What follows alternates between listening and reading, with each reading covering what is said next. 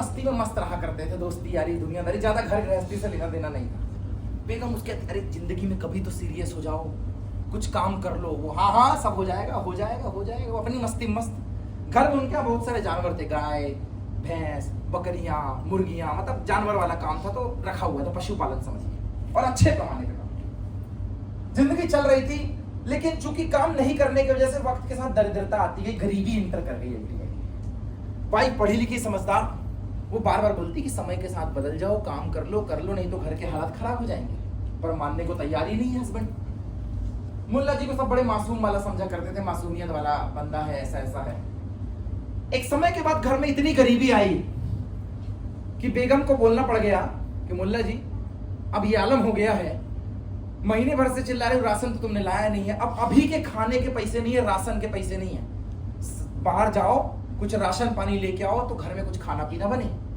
तो वो कहता मैं लाऊं तो कहां से लाऊं, पैसे कहां हैं? तो कहती इतने सालों जो तुम्हें समझा रही थी कि पैसे कमाने चले जाओ तो गए क्यों नहीं? कहता अरे ठीक है हो जाएगा। कहते हो जाएगा तो हो जाएगा, खाएंगे क्या ये बताओ पहले, अभी क्या खाएंगे? तो कहते काम करते हैं, ये बकरी बेच देते हैं। कहती हाँ बेच दो, 4-5 हजार रुपए तो मिल ही जाएंगे इस बकरी के। कहता ये बकरी बेच देते हैं, 5 हजार रुपए दाम रखते हैं इसका, जो पैसे मिलेंगे किराना सामान ले आएंगे, खाएंगे पीएंगे, खत्म बात। कहती हाँ ठीक है जाओ। मुल्ला जी ने थोड़ा अपने आप को सजा सवारा और गए मार्केट में। तो बिचौलिए होते हैं ना, बिचौलिए बेचने वाले जो पशु मार्केट में हुआ करते हैं, बहुत चालाक होते हैं, वो सौदा पहले कर लेते हैं। वो कहते मुल्ला अरे आइए आइए आइए आइए, फिर बेचने लायक क्या? बोले यार देख मेरे को बेचने उचने का चक्कर नहीं पता, 5 हजार रुपए बेगम ने कहा उतना पैसा दिला दे तो हो जाएगा। कहता 5 बस 5? कहता 5 हजार बस। कहता ठीक है अब तुम यहाँ बैठो मुल्ला जी, मैं 5 हजार रुपए तुम्हें दूंगा बेच के, 1 घंटे का इंतजार करो। अब वो बिचौलिया ने बकरी को ले लिया ऐसे, अब आने हाथों वहां सब घूम रहे हैं। कहता हेलो हेलो भाई साहब एवरीवन। बकरी देखिए साहब, बकरी सीधे काबुल के रेगिस्तान से आई हुई बकरी है ये। मुल्ला जी कहते हैं साला घर से तो मैं लाया था, काबुल में कहां से आ गया? कहता अरे मुल्ला जी अब शांत रहो, 5 हजार से मतलब है ना, अब शांत रहो। कहता भाई साहब काबुल से आई हुई बकरी है, साली ऐसी नस्ल तो मिलेगी नहीं कि कहीं तुम्हें बोली लगाई। आधे लोग बोलते साला काबुल की बकरी कैसे आ गई हमारे गांव में। इतने में बिचौलिए ने देखा कि साला कुछ लोग इंटरेस्ट ले रहे लेकिन बाकी नहीं ले रहे। कहता हेलो हेलो हेलो भाई साहब, ऐसी बकरी आई है आज पशु मार्केट में जिसके घर में जाएगी गरीबी भाग जाएगी और अमीरी अंदर आ जाएगी। मुल्ला जी कहते क्या बात कर रही है? साला मैं तो बेचने लेके आया हूं, क्या बात कर? वो कहता आप तो 5 हजार से मतलब रखिए, बाकी छोड़िए आप। आधे लोग इंटरेस्ट लेने लग गए। कहते कितने की दी? कहता है 25 हजार रुपए से 1 रुपए कम नहीं होगा। मुल्ला जी अब देख रहे साला मैं तो 5 और ये कितने से चालू कर रहा है? 25 हजार। पीछे से एक आवाज आती है 25 हजार मैं दूंगा, काबुल वाली बकरी मेरी। मुल्ला जब उसको देख रहे साला 25। दिमाग खराब। इतने में कहता अरे इतनी जल्दी सौदा हो जाएगा क्या? पिछले मार्केट में आई थी 75 हजार की बोली लगी थी, मैंने दिया नहीं। 75 की बोली लगी थी, मैंने दिया ही नहीं। ऐसी बकरी है ना, घोड़ों की रेस में जाए तो साला उनको भी हराकर अवार्ड जीत कर लेकर आए। मुल्ला जी कहते क्या बात कर रहे हो, कोई है इस भीड़ में? पीछे से एक आवाज आती है 75 हजार मेरे। मुल्ला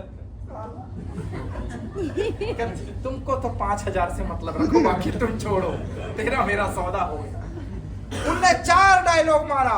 अरे ये लास्ट बकरी ऐसी ब्रीड नहीं मिलेगी, ये तो दूध ऐसा देती है, घर से दरिद्री दूर कर देती है। दुनिया भर 80 हजार में सौदा तय हुआ, कोई 75, कोई 78। मुल्ला जी ने देखा साला 5 हजार में मैं बेचने आया था, 75, 78 तक बोली लग गई।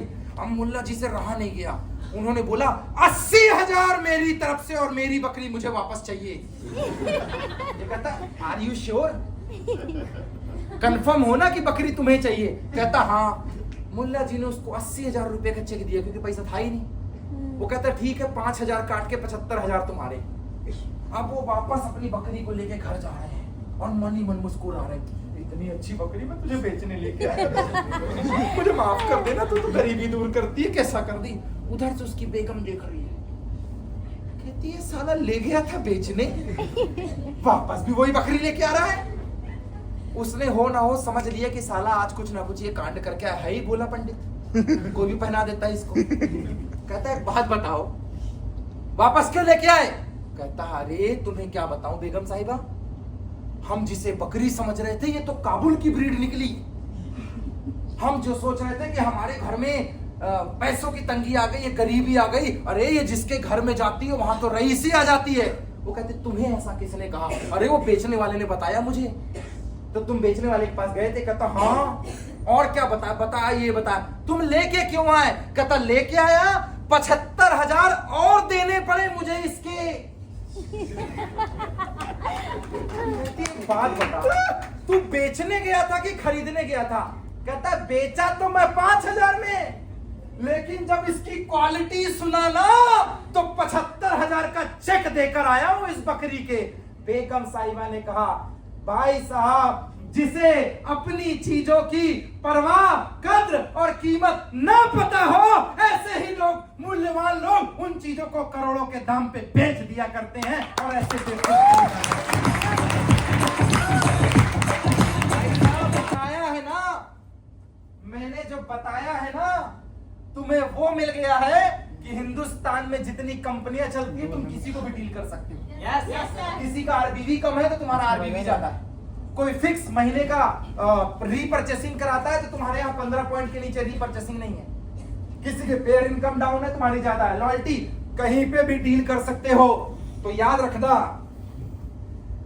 रखना आप ऐसी ऑर्गेनाइजेशन के साथ काम कर रहे हैं जो हिंदुस्तान में नंबर 1 पोजीशन पे है।